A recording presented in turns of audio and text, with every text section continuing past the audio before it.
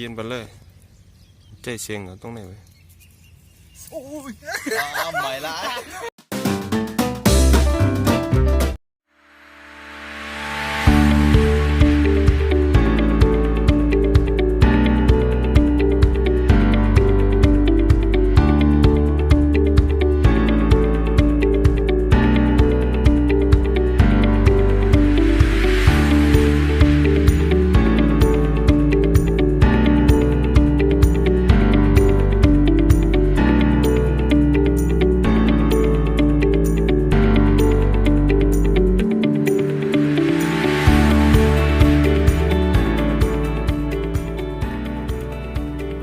สุขา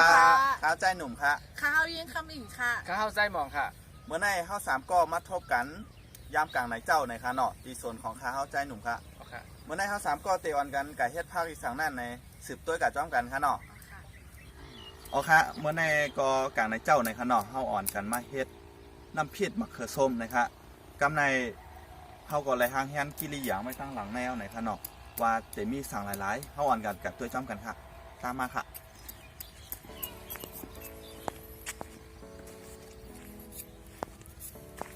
เอาค่ะกิริยาที่เฮาตีเตเฮ็ดเมื่อไหร่นะคะเนาะก็เตมีมะเขือส้มค่ะเดี๋ยวก็ยิ่งคำอิงกันลังเสียบมะเขือส้มไว้อยู่นะคะเนาะแล้วก็เตมีเหมือนเจิ้งหนังผักหมี่ค่ะเนาะเตมีผักหมี่แล้งผักหมี่ขาวค่ะเนาะผักหมี่ฮ้อแล้วก็เตมีผักขี้โยนแล้วก็ผักกำค่ะเนาะก็เตมีหมักพีดแล้วก็กิริยาก็เตมีเหมือนเจิ้งหนังถือของปลาแล้วก็ถั่วเน่านะคะเนาะแล้วก็เตมีผักขี้ค่ะเดี๋ยวก็เขาก็ตึกหางเฮียนกิริยางว่าอยู่ในคันนอกกำในเขาก็พักน้ำพริกในแต่มีพักกับในคันนอกเขาก็ตึกต้มพักกับว่าอยู่ค่ะมันเจื่องเหมือนน้อยต้ม5แจงต้ม5เจ้าในคันนอกแล้วก็กำพอเขาต้มยาวเนี่ยก็เขาเตะเอามะเขือส้มแล้วก็มะพริกมาจีนะครับเอาครับ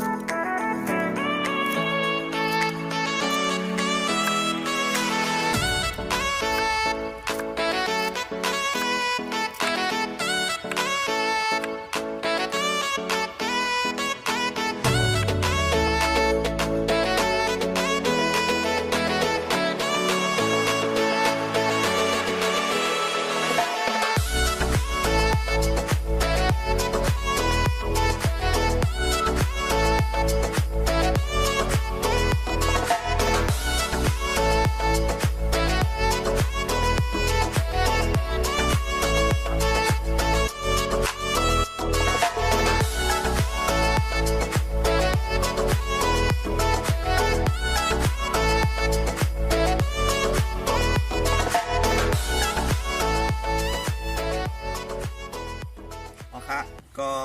เขาก็เลยหางแฮนกิริยาแววในขนอตอนตาเตเฮ็ดน้ำพริกมะเขือส้มขนอกำในเขาเตมาต้วยว่ากิริยามันเตมีสังพองในขนอก็ตีเขาเลยหางแฮนไว้ขนอก็เตมีเหมือนเจ้าหนังเกือขนอก็เตมีผองปลาค่ะ แล้วก็มีผักหมี่หอค่ะเนาะแล้วก็ถั่วเน่าค่ะเนาะก็ผักที่เท่าไรหางแห้นไว้ก็จะมีเหมือนเจิงผักหมี่แหลงค่ะเนาะแล้วก็ผักกี้ย่นค่ะแล้วก็เหมือนหมักพีด5ไข่ไก่ต้มค่ะเนาะแล้วก็จะมีเหมือนเจิงผักกับค่ะเนาะอันนี้ก็จะเป็นผักกับนะคะนะผักกับก็จะมีเหมือนเจิงว่าผักแควตองผักขมแคมนะคะเนาะแล้วก็ผักกาดแล้วก็ผักกี้ย่นค่ะแล้วก็ผักกี้ค่ะเนาะก็จะมีเหมือนเจิงตั้งหมักแตงต้มก็มีค่ะเนาะแล้วก็หมักน้อยต้มแล้วก็หมักแตงรีบค่ะเนาะอันนี้กินกับน้ำพริกแคมนะคะเหลือเศษในค่ะเนาะก็ตีหล่ำลองสูตรมันก็จะเป็นมะเขือส้มค่ะเนาะพี่ย้อนมะเขือส้มค่ะนี่เอาค่ะอันนี้ก็เป็นมะเขือส้มที่เฮาแต่ไรเฮ็ดเมื่อไหร่ค่ะเนาะเฮาก็ไรจีบให้ไว้เรียบร้อยเอาค่ะเนาะเอาค่ะมันตั้งสูตรเฮาแต่ใส่หมักพริกก่อนค่ะเนาะเพราะว่าหมักพริกในเฮาแต่ไรตำค่ะเนาะสมมติเฮาใส่มะเขือส้มก่อนเนี่ยมันจะเป็นน้ำค่ะนะเฮาติดตำไรค่ะเนาะมันจะเป็นน้ำโพกขึ้นเลยค่ะเนาะเราต้องตำหมักพริกก่อนหมักพริกนี่ก็เข้าเตะไรจี่ค่ะเนาะมันเตะไรหอมค่ะนะแล้วก็ตั้งเพชรมันก็เตะถึงใจลีเนี่ยค่ะเนาะครับแล้วในเข้าตำใจว่าตำอ่อนนะเกินค่ะเนาะก็ตำหมอกตึกเข้มค่ะเนาะแล้วก็เข้าตำยาวเนี่ยก็เข้าเตะเอามะเขือส้มใส่ลงกระจ้อมเนี่ยค่ะเนาะ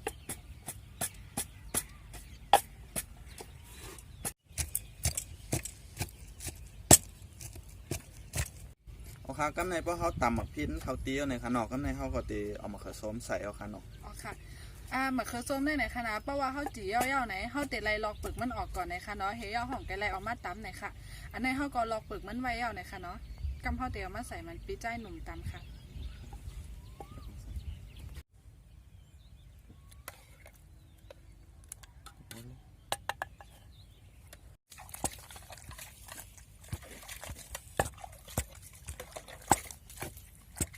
ค่ะกำในเพราะเขาตำหมักพริกกับมะเขือส้มเขาเตี้ยวขนอกกำในเขาเตะมาใส่กิริยางหรือมันอะไรสางทิ้งหอมในขนอกอันตั้งส่วนเขาเตะใส่เกลือก่อนค่ะ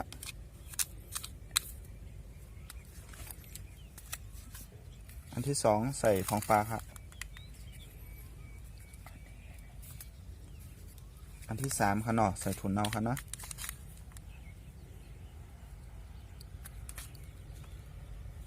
กำในเขาเตะมาใส่หมี่กิ้งค่ะหมี่กิ้งก็เตะมีเหมือนเจิงผักหมี่หอค่ะเนาะแล้วก็ผักหมี่เหลืองผักกี้แล้วก็ผักกี้ย่นค่ะเนาะอันนี้เขาเตะใส่ลงกันเลยค่ะเนาะ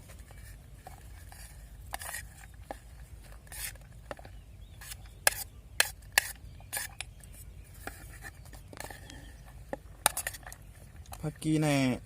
เขาเต็มใส่เส้นตอนที่เขาตำค่ะเนาะเพราะเขาเฮ็ดยาวในเขาเตะเอา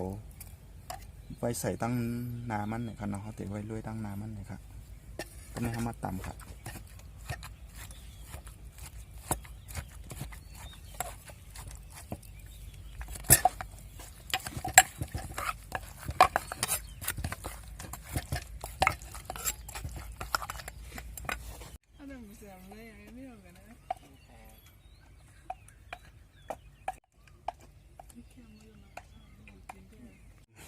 โอเคกำในเขาก็เลยต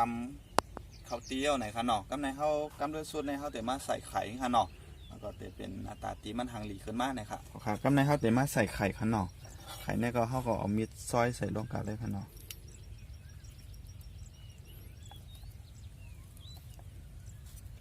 พอเขาปัดไข่มันใส่แล้วเนี่ยก็กำในเขาหลีเอาจ่อข้นเอาค่ะเนาะเขาถูกหลีเอา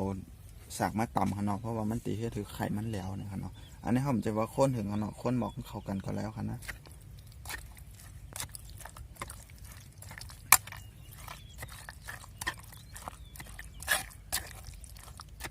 โอเคกำในเขาก็เย่ายาวในค่ะเนาะก็กำในเขาเดี๋ยวมาตักใส่บานครับ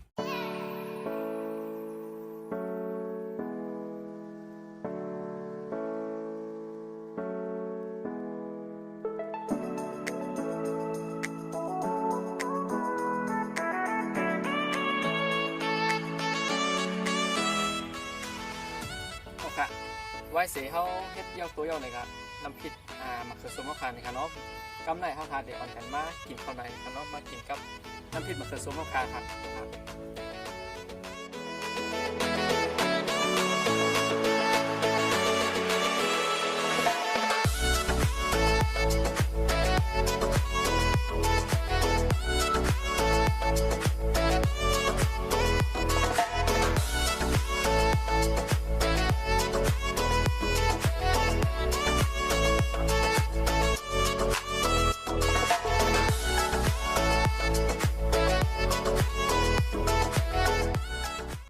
พวกเขาคาได้กินนะเขาคาต้องกินก็ใหญ่ๆค่ะเนาะมันเตี๋ยอะไรปูน้ำหวานน้ำเจิ้มมันนะครับเอาค่ะมันไหนคะเนาะ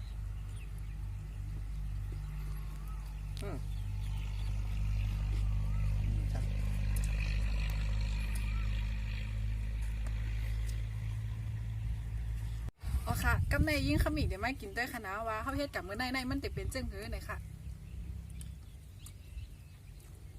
นี่ค่ะเดี๋ยวกินกับผักค่ะนะ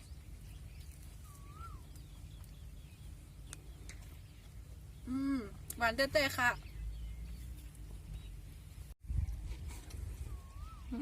หมักน้อยหวานครับ ก็ไม่ถึงกั้มข้าวในขนมกินย่อมกันกะดูกั้มใหญ่ๆแค่เนี้ย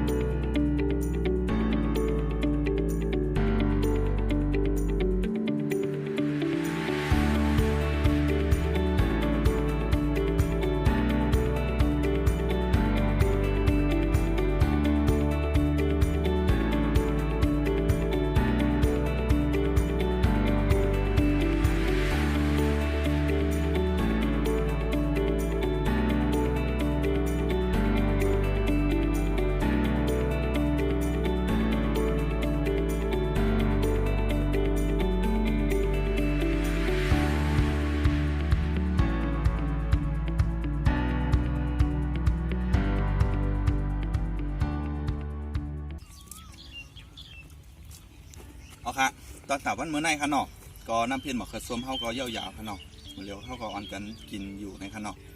ก็สั่งว่าพี่น้องเฮาเขาหรือว่าใต้ก้อใต้เซในค่ะเนาะพี่ๆน้องๆเฮาเจอใจในคลิปวิดีโอในก็ฝากกดไลค์กดแชร์ปันยินค่ะเนาะสั่งว่าติดตามตั้ง YouTube ในก็ย้อนซับสไครป์ปันตั้งใจในปันยินนึงค่ะใครคือเฮาเฮ็ดตั้งกินใต้เมียวหือก็ปันตั้งหันถึงกันเข้ามาเลยค่ะเนาะอันนั้นก็มีตั้งหันถึงจึงหือก็คอมเมนต์มาอะไรตั้งใจในค่ะเอาค่ะตอนตาวันเมื่อในข้าว3ก็เตย้อนกาก่อนในค่ะเนาะเอาค่ะในสูงค่ะ สุข